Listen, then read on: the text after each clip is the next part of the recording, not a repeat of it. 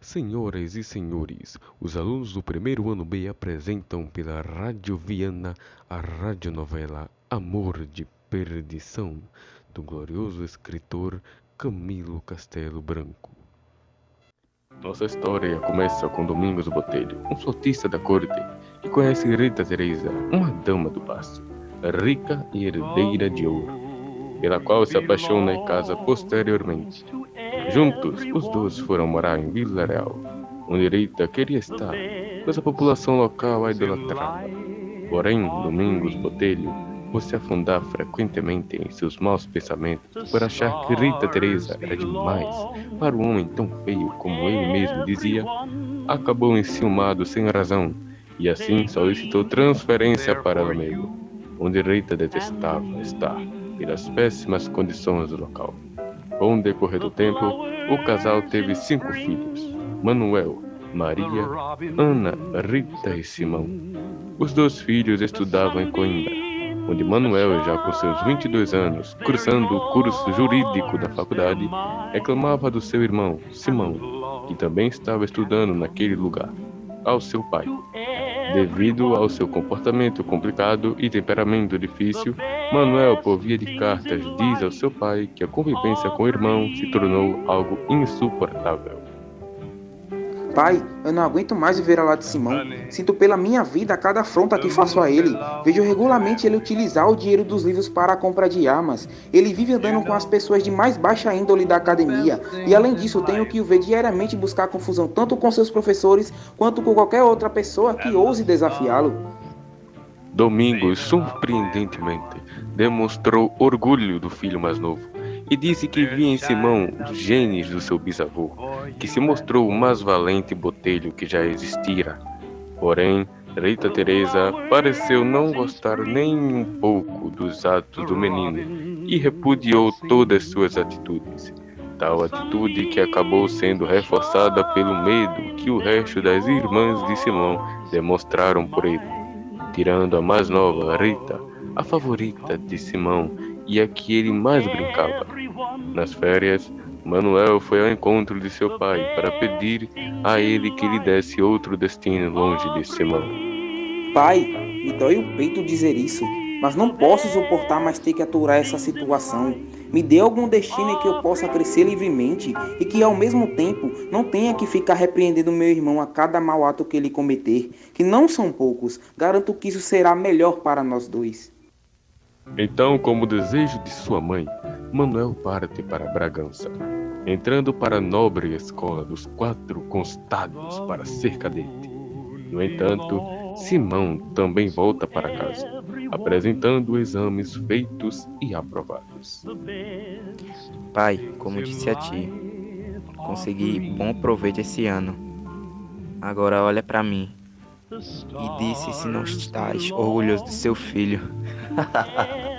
Oh, sim, meu filho, de fato estou orgulhoso de ti, e por conta disso irei perdoar tuas extravagâncias dessa vez. Porém, o que aconteceu entre você e Manuel para ele estar tão zangado com tamanha vontade de se afastar de ti? Manuel é apenas um controlador obsessivo. Não tenho culpa se ele insiste em tentar transformar minha vida em um monastério. Os 15 anos de Simão tinham cara de 20. Rapaz de forte personalidade, se chamava a atenção pelos belos traços que herdara de sua mãe. Ele compensava com seus genes avessos, escolhendo na população pobre seus maiores companheiros e também fazendo piadas aos da família, principalmente ao general Caldeirão, que morreu frito. Isso foi o bastante ganhar o desgosto de sua mãe. Domingos Botelho, que via pelos olhos da mulher, e como ela, agora também herdara a aversão pelo filho. Então, logo antes das férias dos garotos acabarem, Botelho viria a ter um grande desgosto com seu filho. Um de seus empregados teria ido levar água aos cavalos e, por um descuido ou propositalmente, deixou quebrar algumas vasilhas que estavam no parapeito do chafariz da casa. Os donos da vasilha se uniram para punir o criado pela ação, espancando-o. Simão, que passava por ali na hora, se armou com um pedaço de pau que arrancou de uma árvore e entra na briga, partindo muitas cabeças e fazendo um espetáculo de sangue. Ao se verem derrotados, ninguém se atreveu a enfrentar o filho do agora corregedor. Porém, os feridos se juntaram e foram pedir justiça na porta do magistrado. Sabendo do ocorrido, Domingos Botelho se zanga enormemente com o filho e ordena ao meirinho geral que prendesse Simão por ordens. Eu não acredito, já basta suas desavenças com Manuel, o discurso de sua mãe, as zombarias com os próprios membros da família. E agora diz que meu filho há de entrar em brigas entre os criados de sua própria casa. Não, já foi demais. Meirinho, vá atrás de Simão e prenda de imediato. E quando ele o perguntou do porquê, diga que foi ordem minha. A Rita Teresa, não menos irritada, mas com um instinto natural de uma mãe, tem de proteger suas crias, mandou de forma encoberta dinheiro para que seu filho, sem ser pego, fugisse para Coimbra e esperasse lá pelo perdão de seu pai. Domingos, ao saber da ação de sua esposa, fingiu-se zangado e prometeu mandar capturar Simão em Coimbra. E tô fazendo isto? Qual será a diferença de ti para com Simão? Será que ainda vale o dito? Tal pai e tal filho, trata de conter esse teu instinto brutal de vingança, porque senão não passarás de um estúpido juiz de uma rapaziada e irei afirmar isso. E assim, com os ditados e xingamentos de sua mulher, o corregedor se acalmou e afirmou ser de forma velada e até infantil que era um juiz bruto e estúpido. Já a caminho de Coimbra, Simão ainda carregava todas as lembranças da luta, refletindo e percebendo o quão satisfeito ele se sentia a cada cabeça que ele rachava e a cada pessoa que derrubava. Satisfação perigosa que teria poder para gerar novos atos no futuro. Chegando lá, Simão se tornou um acadêmico e entra para a faculdade de Coimbra. Sábio, porém muito entusiasmado para o normal, Simão se tornava novamente o melhor modelo de aluno problemático e perigoso que se podia encontrar. Com seus ideais de extremistas e de liberdade, sempre carregando sangue em cada narrativa, ele não se compadecia com os seus colegas acadêmicos da época, o que só piorava quando tais argumentos saíam da boca de menino de 16 anos. Mirabeau, Danton, Robespierre, Desmoulins e muitos outros grandes sábios e mártires do mesmo porte eram nomes que soavam música nos ouvidos de Simão. Difamá-los na sua presença era motivo de brigas, bofetadas e até engatilhadas, o que deixava ainda mais clara a sua intolerância. Por fim, em um dia, Simão foi encontrado proclamando demagogo acadêmico na Praça Sansão aos poucos ouvintes que lhe permaneciam fiéis, uns por medo, outros por gosto. Companheiros, aqui nesta praça declaro o que esse bando de covardes não tem coragem de falar e afirmo com fervor, senhores, que mesmo sendo esses os mais covardes, são eles que põem mais medo no coração dos homens e em toda a Europa. Fraudes, maricas, isso são o que são. No entanto, no momento mais fervoroso do discurso e de mais alta voz na ideia regicida, uma certa escola de verdeais lhe abordou e interrompeu seu ato no local. Por tentar resistir, Simão foi levado para o cárcere, de onde saiu 6 meses depois, pelas grandes instâncias dos amigos de seu pai e parentes. Agora, tendo perdido o ano letivo, junto com sua honra e seu respeito da academia por estar divulgando ideias tão clandestinas e ser preso por isso, Simão volta para Viseu. Domingos o rejeita, repudia sua presença com ameaças de expulsá-lo de casa. Porém, a mãe, agora muito mais levada pelo senso de dever do que por amor, intercedeu pelo filho e conseguiu fazer sentar à mesa comum. Dentro do espaço de 3 meses, se notou uma enorme mudança no comportamento de Simão. Começou a desprezar as más companhias, e nas raras vezes de que saía de casa, ou era só, ou com sua irmã mais nova, cuja era sua predileta. O campo, as árvores, os sítios e os ermos eram seu recreio.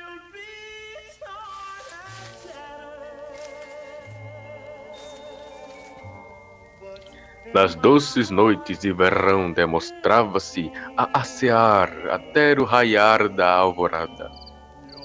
Ele se tornou um rapaz calmo, comportado e até religioso, para surpresa de todos à sua volta.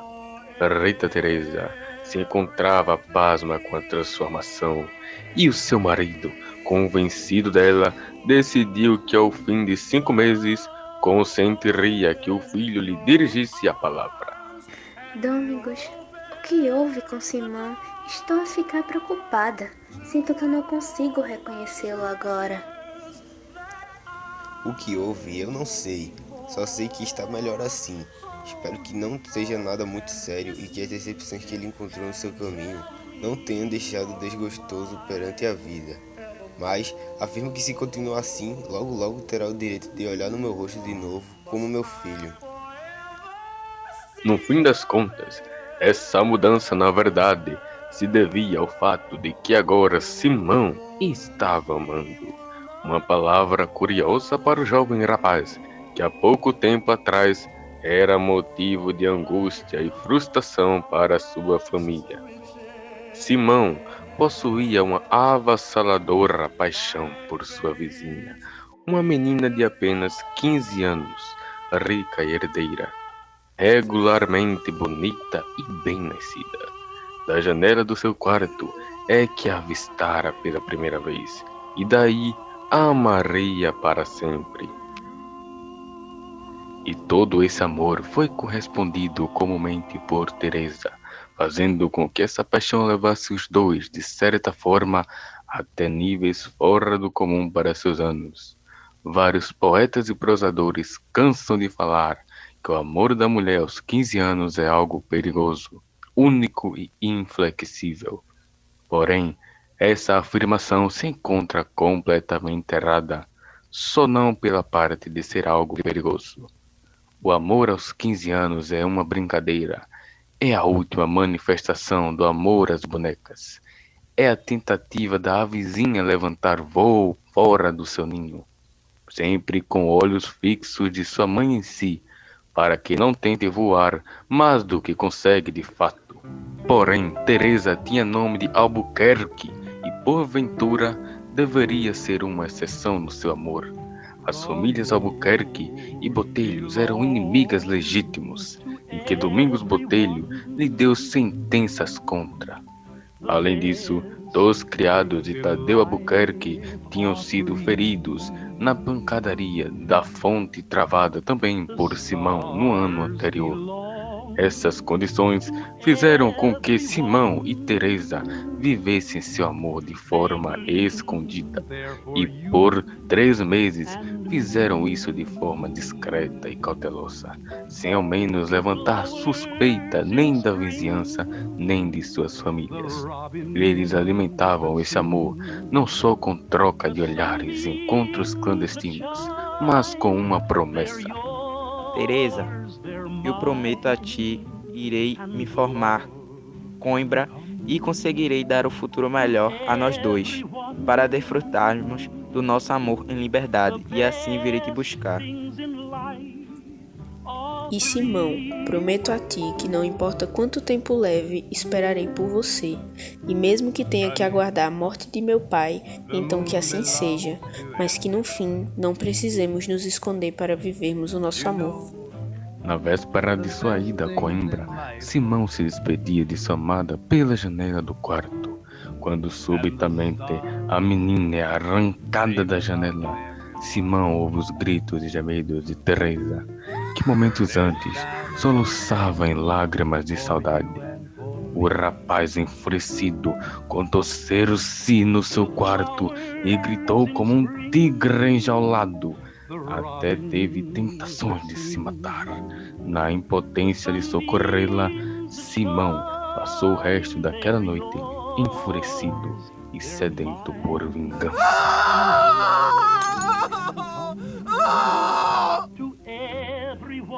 O que houve, meu filho? Por que essa cara desfigurada? Por favor, fale. Não é nada, mãe. Estou bem. Vamos descer.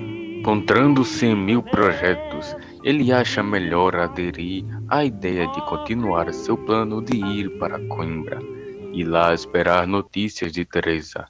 Depois de ter se despedido de sua família e ter beijado a mão do seu pai, onde o mesmo garantiu que o abandonaria se caísse em novas extravagâncias, Simão avista uma pobre mendiga que se encontra com a mão aberta e nela um bilhete escrito dizendo: O meu pai diz que vai me encerrar num convento por tua causa. Sofrerei tudo por amor a ti.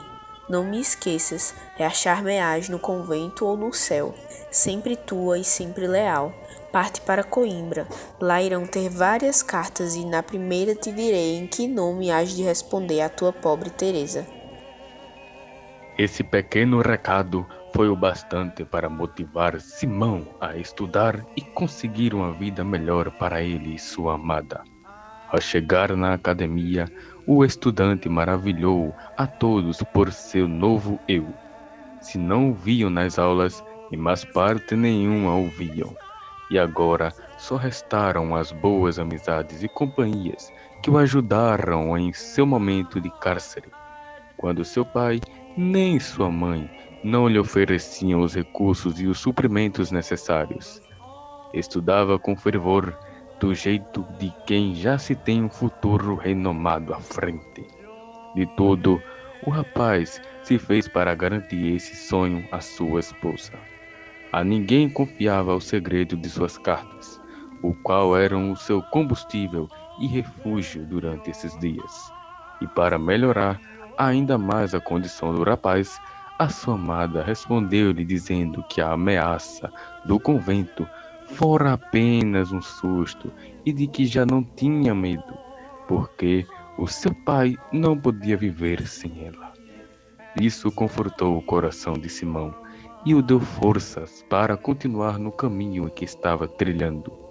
Neste tempo, Manuel Botelho, irmão mais velho de Simão, que havia se tornado cadete de Bragança, soube da reviravolta do seu irmão e se animou muito com a notícia. Tanto que logo após começou a morar com Simão, já que Manuel, se destacado e recebido com licenciatura para estudar na Universidade as Matemáticas.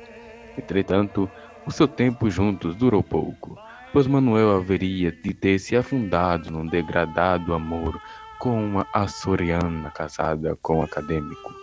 A mulher apaixonada perdeu-se nas ilusões do cego amante. Deixou o marido e fugiu com Manuel para Lisboa, e daí para a Espanha. No mês de fevereiro de 1803, Simão recebeu uma carta de sua amada Teresa, que no seguinte capítulo disse minuciosamente a peripécia que forçara a filha a escrever de pungentíssima surpresa para o jovem que agora está convertido aos deveres, à honra, à sociedade e a Deus pelo seu amor. O pai de Teresa não aceitaria a impureza do sangue do corregedor para acordar os dois jovens em casamento. O magistrado persistia no rancor ao seu vizinho, e o vizinho caluniava na inveja a reputação do magistrado. Este sabia da injuriosa vingança em que o outro lhe aconteceria. Fingia-se invulnerável à difamação, mas de dia para dia azedava-se dele. E é de crer que, se o não contivesse as considerações da família, sofreria menos, desabafando pela boca de um, a arma preferida dos botelhos Coreias de Mesquita. Seria impossível reconciliarem-se. Rita, a filha mais nova, estava um dia na janela do quarto de Simão e viu a vizinha à janela com as mãos apoiadas na testa. Sabia Teresa que aquela menina era a mais querida irmã de Simão e a que mais se parecia com ele. Saiu da sua artificial indiferença e respondeu ao cumprimento da Rita, fazendo-lhe com a mão um gesto e sorrindo. A filha do corregedor sorriu também, mas fugiu logo da janela, porque a sua mãe tinha proibido as filhas de terem relações com outras pessoas daquela casa. No dia seguinte, à mesma hora, levada pela simpatia que lhe causara aquele gesto de amizade, voltou Rita à janela e lá viu Teresa com os olhos fixos aos seus, como se estivessem à sua espera.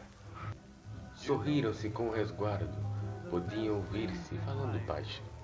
Teresa, mais pelo movimento dos lábios que por palavras, perguntou a Rita se era sua amiga. A menina respondeu com um gesto afirmativo e fugiu, acenando-lhe um adeus. Estes rápidos instantes de se verem repetiram-se sucessivos dias. Ambas perderam medo uma da outra.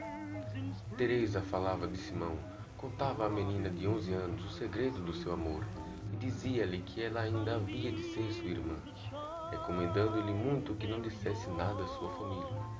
Numa dessas conversas, Rita perdeu a atenção e levantou o tom de voz que foi ouvida por sua irmã, que a foi logo contar ao pai. O corregedor chamou Rita e forçou ela pelo medo a contar tudo o que ouvira à vizinha. Tanta foi a sua cólera que, sem atender às razões da esposa, que viu amedrontada ao ouvir os gritos dele, correu ao quarto de Simão e viu ainda Teresa à janela. Olá, não tenho a confiança de pôr os olhos em ninguém na minha casa. Se quer casar, case com um sapateiro que é digno de um genro do seu pai. Teresa não ouviu o apogeu da brutal interrupção, tinha fugido espantada e envergonhada. Porém, como o rude corregedor ficou gritando no quarto, Tadeu de Albuquerque correu para uma janela e a cólera do doutor aumentou. A torrente das injúrias, há muito tempo impedida, bateu no rosto do vizinho, que não ousou fazer o mesmo. Tadeu interrogou a filha e acreditou que a razão da zanga de Domingos Botelho foi de estarem falando inocentemente por trejeitos em coisas da sua idade. Desculpou o velho a criancice de Teresa, ordenando que não voltasse àquela janela. Esta atitude calma do nobre, cuja postura natural era bruta, tem a sua explicação no projeto que surgiria em casar a filha com seu primo Baltazar Coutinho de Castro Daire, senhor de fortuna e igualmente nobre de mesma linhagem. Pensava ele que a brandura seria o mais seguro para levar a filha ao esquecimento daquele fútil amor a Simão. Acerca de Simão Botelho, nunca diante da sua filha, Tadeu de Albuquerque proferiu palavra, nem antes nem depois do acontecimento absurdo do corregedor. O que ele fez foi chamar a Viseu, o sobrinho de Castro Daire. Contou para ele o seu propósito, para que ele, ao pé de Teresa, procedesse como convinha a um enamorado de feição e mutuamente se apaixonassem e prometessem um benéfico futuro ao casamento. Por parte de Baltazar Coutinho, a paixão inflamou-se tão depressa quanto o coração de Teresa se congelou de terror e repugnância. A verdade é que Baltazar nunca lhe expôs as intenções de modo que Teresa lhe desse respostas decisivas. Um dia, porém, instigado pelo tio, afoitou-se o ditoso noivo a falar assim à melancólica menina.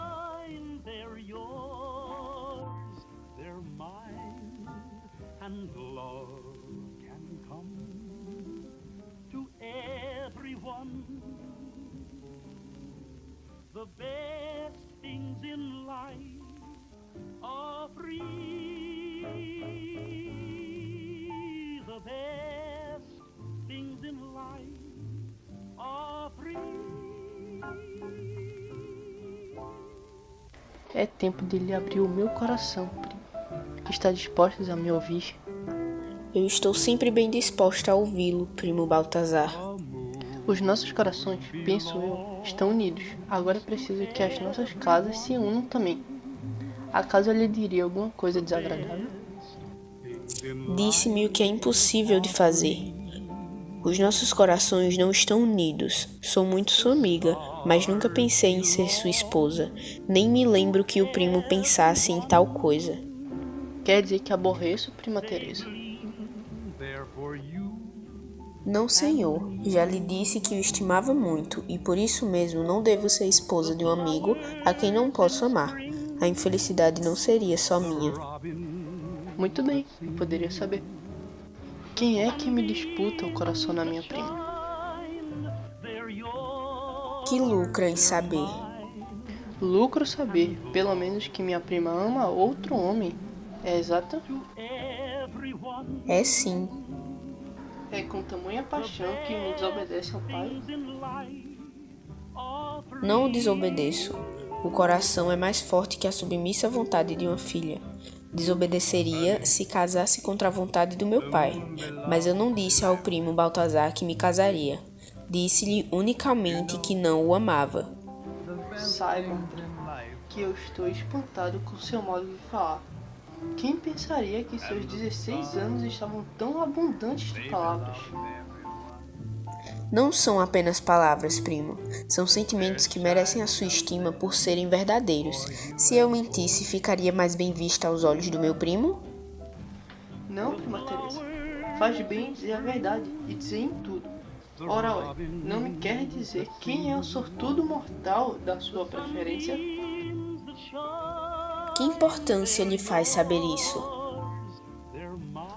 Todos temos a nossa vaidade, e eu gostaria muito de me ver vencido, porque tem merecimentos que eu não tenho aos seus olhos. Teria a bondade de me dizer o seu segredo se tivesse. O seu primo Baltazar em conta de como se faz. Nessa conta é que eu não posso ter. Nem pra amigo você me quer. Não, primo. Me perdoe a sinceridade que eu tive, mas serás de hoje em diante... Pelo contrário. Muito pelo contrário. Eu provarei que sou seu amigo, se algum dia a venha casada com algum miserável indigno de si. Casada? Casada com algum famoso ébrio ou jogador de pau, valentão de aguadeiros, distinto cavaleiro, que passa os anos letivos encarcerado em cadeias de Coimbra. Não tens mais o que me dizer, primo Baltazar? Tenho. Queria sentar-se algum tempo mais. Não pense agora que está falando com um namorado infeliz. Convença-se de que, como seu parente mais próximo, o seu mais sincero amigo e mais decidido guarda de sua dignidade e fortuna, eu sabia que a minha prima, contra a expressa vontade do seu pai, uma ou outra vez conversara de janela com o filho do correlador. Não dei valor ao sucedido e tomei como brincadeira própria da sua idade. Como frequentei o seu último ano em Coimbra, há 2 anos, conheci de sobra esse Simão Botelho. Quando voltei e contaram-me as suas afeições pelo acadêmico, fiquei pasmo pelo mau juízo da minha priminha.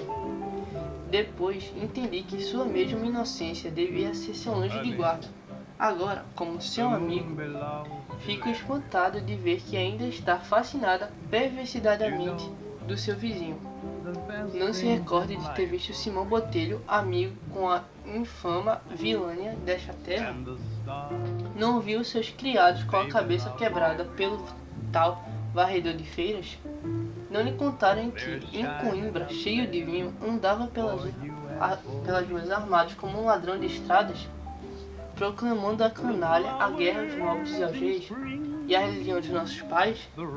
A prima, ironicamente, estou por vir. Ignoraria parte disso, e não me aflige sabê-lo. Desde que conheci Simão, não me consta ele ter dado o menor desgosto à sua família. Nem ouço falar mal. E está por isso persuadida de que Simão deve ser o seu amor à reforma. Não sei, nem penso nisso. Não se zangue, minha prima. Vou dizer as minhas últimas palavras. Enquanto viver, trabalharei por salvá-la das garras de Simão Botelho. Se o seu pai lhe faltar, fico eu. Se as leis não se defenderem dos ataques do seu demônio, eu farei ver o valentão que a vitória dos seus aguadeiros não o poupa ao desgosto ao ser levado a pontapés para fora da casa do tio Tadeu de Albuquerque. Então o primo quer me governar? Quero a dirigir enquanto a sua razão precisa de auxílio. Tenha juízo. E eu serei indiferente a isso. Não há fada mais, prima Teresa. Baltazar Coutinho foi procurar o tio e contou-lhe o essencial do diálogo. Tadeu, atônito da coragem da filha e ferido no coração por direitos paternais, correu ao quarto dela disposto a espancá-la. E ateve o Baltazar, vendo-lhe que a violência prejudicaria muito a crise, sendo de se esperar que Teresa até fugisse de casa. Refreou o pai a sua ira e meditou. Horas depois, chamou a filha, mandou-a sentar-se e, em termos serenos e gestos bem compostos, disse-lhe que era de sua vontade casá-la com o primo, porém que ele já sabia que a vontade de sua filha não era essa. Jurou que a não lhe bateria, mas que também não consentiria a ela que se desse o coração ao filho do seu maior inimigo. Disse ainda que ele estava a caminhar para a sepultura, e que mais depressa desceria a ela, perdendo o amor de sua filha, que ele já considerava morta. Terminou perguntando a Teresa se ela duvidava entrar no convento, e aí esperar que seu pai morresse, para depois ser desgraçada sua vontade. Teresa respondeu, a chorar, que entraria no convento, se essa fosse a vontade do pai, porém, que não a privasse ele de a ter na sua companhia, nem a privasse a ela dos seus afetos, com medo de ela praticasse alguma ação indigna ou lhe desobedecesse no que era a virtude de obedecer. Prometeu-lhe julgar-se morta para todos os homens, menos para o pai. Tadeu ouvia e não lhe respondeu.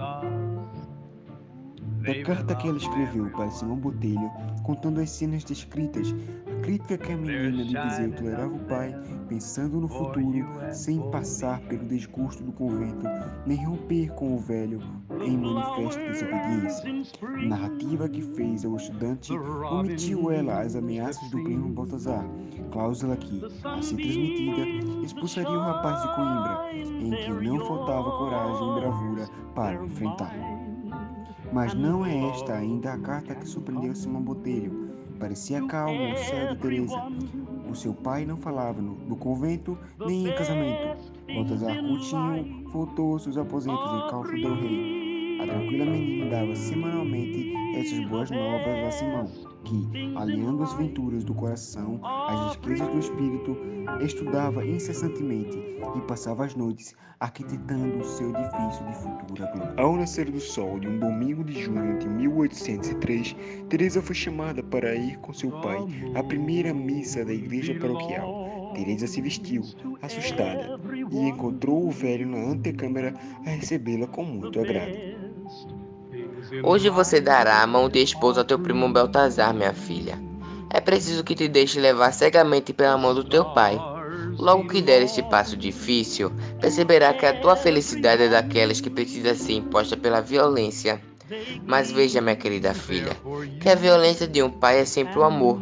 O amor tem sido a minha tolerância e gentileza para contigo. Outros teriam subjugado a sua desobediência com maus tratos, como a rigidez do convento, e talvez retirasse o seu grande patrimônio. Achava que o tempo tornaria mais maduro seu juízo, e fico feliz por te julgar livre do diabólico do maldito que acordou seu inocente coração. Não te consultei outras vezes sobre este casamento, por temer que a reflexão fizesse mal ao zelo de boa, e agradecer-lhe a prudência com que ele respeitou, vendo sempre a orar de te encontrar digna do seu amor. Teresa não tirou os olhos do pai, mas tão abstraída estava que escassamente lhe ouviu as primeiras palavras e nada das últimas. Não vai me responder, Teresa? O que eu poderia responder, meu pai? Você me dará o que te peço? Me dará alegria aos poucos dias que me restam? E será um pai feliz com o meu sacrifício? Não fale sacrifício, Teresa. Amanhã, a esta hora, verás a mudança que se fez na tua alma. O teu primo é um homem correto de todas as virtudes. Nem a qualidade de ser um gentil rapaz lhe falta. Como se a riqueza, as ciências e as virtudes não bastasse para formar um marido excelente. E ele ainda me ama depois de eu ter o negado? E não será mais certo odiá-lo para sempre, Agora mesmo eu odeio como nunca pensei que poderia odiar alguém, meu pai. Mate-me, mas não me force a casar com meu primo. É dispensada a violência porque eu não caso. Você deve se casar, quero que se case. Senão será amaldiçoada para sempre, Teresa. Morrerás no convento. Esta casa irá para o teu primo. Nenhum miserável colocará um pé no tapete dos meus avós. Se é uma alma vil, não me pertence, não é minha filha. Não poderá herdar o sobrenome honroso que foi pela primeira vez chutado pelo pai desse miserável que tu amas. Maldito seja. Entra neste quarto e espera que daí te arranque para outro, onde não verás um raio de sol. Teresa levantou-se sem lágrimas e entrou serenamente em seu quarto. Tadeu de Albuquerque foi falar com o sobrinho. Não posso te dar minha filha, porque não tenho filha. A miserável a quem dei este nome perdeu-se. Baltazar, que a juízo do seu tio era composto de excelências, tinha apenas um problema, um excesso de orgulho. Na falha tentativa do seu amor de emboscada, voltou para sua terra, dizendo ao velho que ele a livraria do feitiço que Simão Botelho tinha posto no coração de sua filha. Não aprovou o encarceramento no convento, falando sobre as hipóteses odiosas que a opinião pública poderia levantar, e aconselhou que a deixasse estar em casa e esperasse que o filho do corregedor viesse de Coimbra. Analisaram no ânimo do velho as razões de Baltazar. Teresa maravilhou-se da camaria inesperada de seu pai e desconfiou da coerência, e assim escreveu a Simão. Nada lhe escondeu do recente acontecimento, mas as ameaças de Baltazar, por delicadeza, ela resolveu omitir. Finalizava falando-lhe das suspeitas de algum novo plano de violência. O acadêmico, chegando na parte das ameaças, já não tinha mais clara luz nos olhos para decifrar o restante da carta. Não era o medo do coração apaixonado, mas sim a índole arrogante que lhe fervia o sangue, e dali a Castro del Rei e apunhalar o primo de Teresa na sua própria casa foi o primeiro conselho que lhe pensou a fúria do ódio. Neste propósito, saiu, alugou um cavalo e pôs-se a vestir para a jornada. Já preparado, cada minuto de espera manifesta-se em freneses. O cavalo demorou meia hora. Os seus livros com tanto afeto, como se em cada um estivesse uma página da história do seu coração. Nenhuma daquelas páginas tinha ele lido, sem que a imagem de Teresa lhe aparecesse a fortalecê-lo, para vencer os tédios da continuada aplicação e os ímpetos de um natural inquieto e ansioso de emoções desusadas. E há de tudo acabar assim? Ainda há pouco eu era tão feliz. Feliz! Quem pode ser feliz com a desonra de uma ameaça impune? Mas eu perco-a. Nunca mais a verei. Fugirei como assassino. E o meu pai ainda será o meu primeiro inimigo. E ela mesma há de horrorizar-se da minha vingança. A ameaça só ela a ouviu. E se eu tivesse sido rebaixado no conceito de Teresa pelos insultos do miserável, talvez que ela os não repetisse. Simão Botelho releu a carta 2 vezes, e na terceira releitura achou menos afrontosa a vaidade do nobre ciumento. As linhas finais desmentiam formalmente a suspeita do insulto, com que seu orgulho o atormentava. Eram expressões ternas, súplicas ao seu amor como recompensa dos passados e futuros desgostos, visões encantadoras do futuro, novos juramentos de constância e sentidas frases de saudade. Quando o plebeu já bateu na porta, Simão já não pensava mais em matar o homem de Castro del Rei, mas resolvera ir a Viseu, entrar de noite, esconder-se e ver Teresa. Faltava-lhe, porém, casa de confiança onde se esconder. Nas estalagens seria logo descoberto. Perguntou ao plebeu então se conhecia uma casa em Viseu onde ele pudesse estar escondido 1 ou 2 noites sem receio de ser denunciado. O arrieiro respondeu que tinha, a 1/4 de légua de Viseu, um primo ferrador, e não conhecia em Viseu senão os estalagedeiros. Simão achou aproveitável o parentesco do homem, e logo aí o presenteou com a jaqueta de peles e uma faixa de seda escarlate, a conta de maiores valores prometidos se ele o servisse bem numa empresa amorosa. No dia seguinte, chegou o acadêmico à casa do ferrador, O arrieiro deu conta ao seu parente do que tinha falado com o estudante. Foi Simão Botelho cautelosamente hospedado e o arrieiro o abalou no mesmo momento para Viseu, com uma carta destinada para uma mendiga, que morava no mais impractável beco da terra. A mendiga informou-se minuciosamente da pessoa que enviava a carta e saiu, mandando esperar o caminheiro. Pouco depois, voltou ela com a resposta, e o arrieiro partiu a galope.